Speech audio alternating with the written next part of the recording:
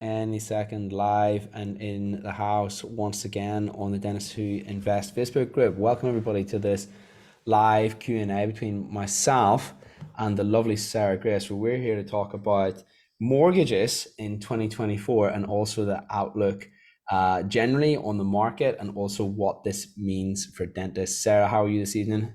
Yeah, great. Thank you. That's yeah, really good. Thank you for inviting me. Hey. I just need to say I haven't got my crystal ball. Okay, disclaimer alert. Didn't waste any time getting that in, but no, it's fine. I'm just because this is the thing, because I bet you It's get just an opinion. yeah, and listen, you're so right. It's important to say that, right? Because Yeah. especially with interest rates and things like that. Listen, God, yeah. interest rates, you're gonna go, you'd be stinking rich, wouldn't you? You'd be incredibly Yes. well. Yeah, so it's important to get that little disclaimer in there. By the way, Sarah, by way of disclaimer ping pong right back at you, if you see me looking down like this, I'm not being rude. I'm just having a look at the questions that are gonna, that usually appear whenever we do those lives, or whenever we do these lives in the Dennis Who Invest Facebook group. They usually appear in the comment section. And on that note, everybody, if you're here watching this live with us this evening on Tuesday, what day of the month is it? The 26th. 26, spot on the money. If you're here Yeah. watching this podcast and Facebook Live on the 26th of March 2024, feel free to go ahead and put live in the comments section on the chat on the Facebook group right under this video, so we can see who's here with us this evening. If you're watching catch up, feel free to pop replay in the comment section, so we've got a really good idea of how many people are watching this on replay, and we can of course tailor the content to those two demographics. So on that very note, feel free to do that, guys who are watching this Facebook Live either on catch up or live.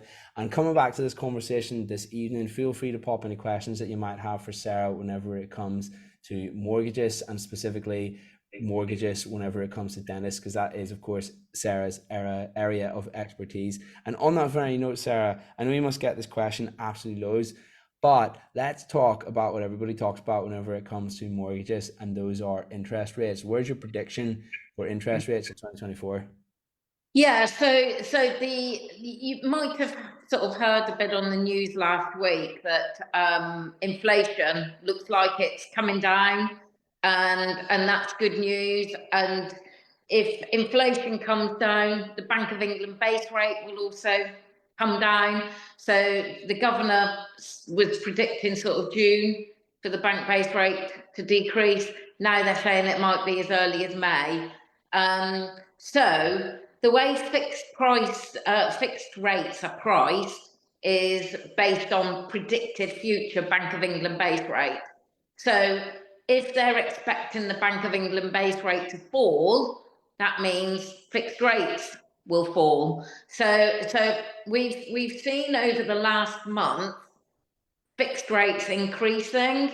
So sort of towards the end of February, they plateaued, and then they've been increasing again. So hopefully that will stop. I've had a couple of emails off lenders today saying that they're repricing and they are coming down.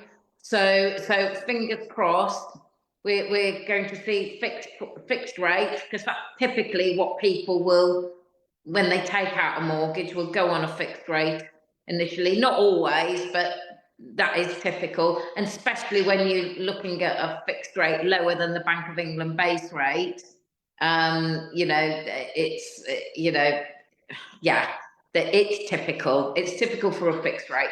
So if I was taking a mortgage out now, what would I go for? A 2 or a 5 year? Because that's what every lender tends to offer, is a 2 and a 5. You might get some with a 3 year. I would probably go with a 2 year. And that's because hopefully in 2 years' time, the bank base rate will be much lower than what it is today. So I think the prediction is that that's going to be starting with a 3 in 2 years' time, rather than it's 5.25 today. So if that's the case, we'll hopefully see 2 and 5 year fixed rates starting with a 3, or thereabouts. So probably 1%, 1.5% lower than where we are today, which is why I wouldn't necessarily fix in for longer than 2 years if we're in a falling rate market. Do you know what? Do you know what? Can I just say thank you to you for giving your prediction with that level of specificity? Because usually people dance around that, don't they? And they're like, well, we can't say for sure. Maybe it'll go higher, and they'll maybe give some general rules of thumb rather than saying where they think it's going to go. Of course, disclaimer in there: no one knows for Yeah, certain. You don't have a crystal ball, yeah, right? yeah, yeah. And but the thing is my prediction is based on several other people that are far more qualified than me, economists and that sort of thing, and that's what they're all predicting. So, yes, there is no guarantee, and obviously there could be a worldwide event that ticks something off, and then interest rates, that will have an impact on the interest rates. Then you don't know, but let's hope things remain stable. And inflation's the key driver to interest rates, and hopefully that will continue to fall as it has been. Yeah. Well, it was ridiculously bad quite recently, wasn't it? So Yeah. realistic. Well, listen, famous last words, but realistically, it couldn't have got much worse. No, no, no, no. And so yeah, that's all looking, all of the indicators are looking good. But also I think that those people that are in the glory of their fixed rate starting with a one, whether we'll ever go back to those days, I think that might be a once in a, you know, lifetime generation or whatever occurrence. So enjoy it whilst you've got it. Yeah, something to brag about if you're in that zone, right? 1.22. Sarah's not above bragging. Sarah's not above bragging. No, I'm kidding. I'm kidding. Awesome. Okay, cool. So that's genuinely market outlook for 2024. And you know what? Let's make it specific to dentists. Anything as dentists should know whenever it comes to purchasing property 2024 with regards to mortgages. Right, so I've got some good news. In that I've just had a new lender come on board, which is great.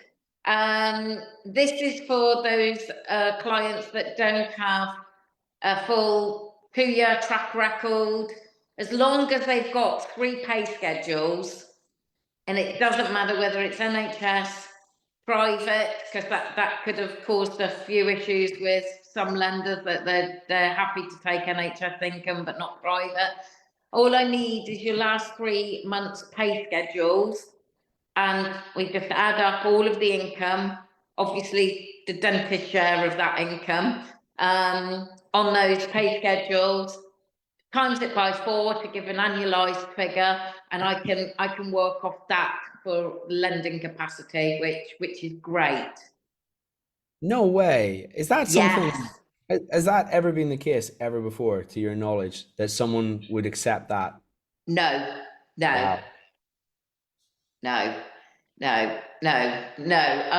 Well, we used to have Scottish widows, which you could actually, before you started there at your place of work. So let's say it's August, you're starting your associate position in September, and you've got a letter from a principal saying what your UDAs are going to be. Scottish widows would lend based on that, and you didn't need to have had any income come in whatsoever.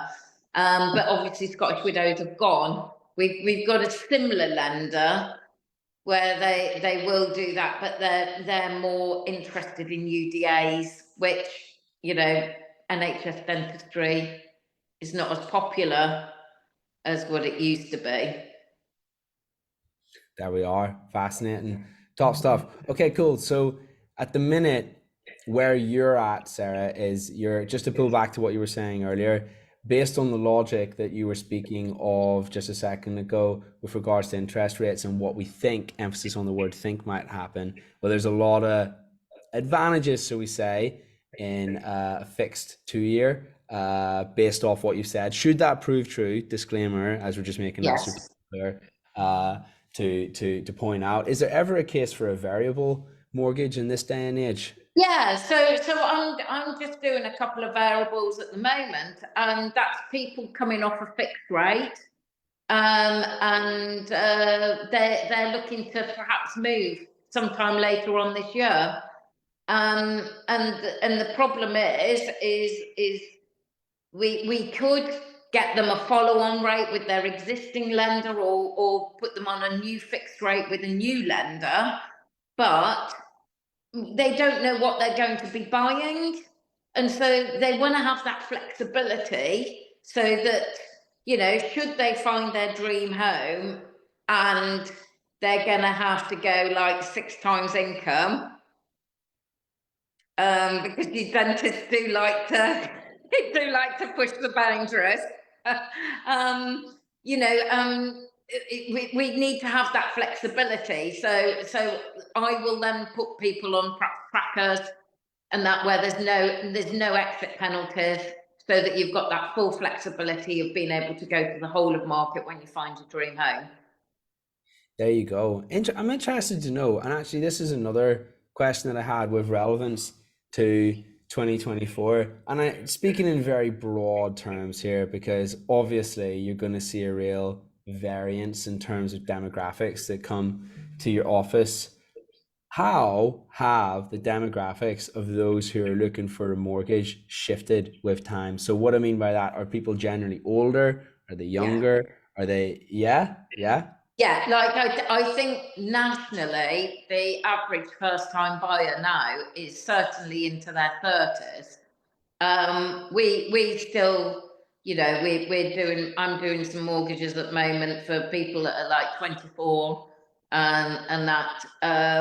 So, but that's possibly because dentists do tend to earn, a decent money, and also, they've perhaps got their family, which Bank of Mum and Dad are giving them their deposits, or lending them their deposits, one or the other. So I think that, that the dental sort of clients, they're probably still much younger than the national average, but that's probably just because of their income and that. There we go. Fascinating stuff. What about single versus in item with another individual? I did actually do some. A lender asked me for those stats, and oh gosh, I can't remember. We did do quite a lot of single mortgages. I'm just trying to think what those were. We did do quite a lot of single mortgages, and we had slightly higher stats that were men over women, that were single applicants. But still very good. But the women on their own, buying on their own, were higher than the national average. Good to know. Good to know. Good to know. Okay, cool. Well, listen, Sarah, what we like to do on these Tuesday lives on the Dennis Who Yeah. Invest Facebook group, what we like to do is keep them fresh, impactful, and concise. And Yes. usually, what that means is we aim for around the 15-20 minute mark whenever it comes to these live Q&As. And on that note, we're coming up to the 15-minute mark very, very, very soon. And I was just wondering, before we part ways and we shake hands, we thank you for your time tonight on the Dennis Who Invest Facebook group. Have you got any general words of wisdom or us dentists need to know whenever it comes to taking out a mortgage in 2024? Anything we should know? The couple of things that have caught clients out recently is pension contributions. They've, because obviously this tax year, and also next, until potentially we've got a new government, you can do 60k into a pension. And that's caught somebody out, because it, and their accountant was like saying, yeah, but you can add it back in. And yes, we do have some lenders that you can add the pension contribution back in, but if you want to have the choice of the market, that you can't, you know, that your high street lenders will not add back your pension contribution. So I would say, because also with pension contributions, you can do the sort of carry back. So you can go back to years that you haven't maximised your pension. You know, it's not a case of we get to the end of the tax year and if you don't use it, you lose it. Always, you know, speak to a mortgage advisor. We're also getting towards end of tax year. And so if you're doing tax returns and that sort of thing, you know, you might want to perhaps not put some expenses through if you've gone on a course. I spoke to an accountant just this last week, and somebody had paid quite a chunky amount for a course, and they said that they could put the majority of that through in next tax year because the course is still running in next tax year, which then that made their income higher for the current tax year, so that when we get to the 6th of April, they can do the tax return and we're using a higher figure on the tax return. Oh, interesting. So basically, if you throw anything in there that's tax deductible, that may not be considered as part of your income by some lenders. Yeah, so if you've got 15k on a course and you put it all through because you want to reduce your tax bill, well, then that's going to have an impact on your borrowing because it will reduce your borrowing by 15k straight away. There we are. Interesting. Okay, didn't know Yeah. that. And Yeah. listen, this sort of stuff is flipping gold dust to dentists because not even all of the financiers know this stuff sometimes. Do you know what I mean? No, no, Yeah, no. yeah. Awesome. Yeah. Anything else dentists need to know? Well, always speak to a mortgage advisor ASAP, even if it's just for a chat and how does it all work? Because, you know, hopefully we'll all be able to give them tips and that of things to sort of be mindful of. But keep your credit clean. Not that I have a problem normally with dentists with poor credit, but yeah, get electoral roll. That's the one thing, is make sure you're on the electoral roll where your bank statements are at. You know, quite a few people still leave themselves on the mum and dad home, and they might live somewhere else now. Try and have everything all aligned so that it's all got the same address. Boom. Sarah, thank you so much for your hot and fast wisdom tonight on Right. the Facebook group and the Dentist Who Invest podcast. If anybody listening to this wants to get in touch with you, how are they best off doing that? We're online. You can go through our website, which is www.sarah-grace.co.uk. Phone, office number 0203 633 888. Top stuff. Sarah, thanks so much for your time once again. I'm sure we'll see each other super soon. Yeah, lovely. Great. Thanks, James. See you soon.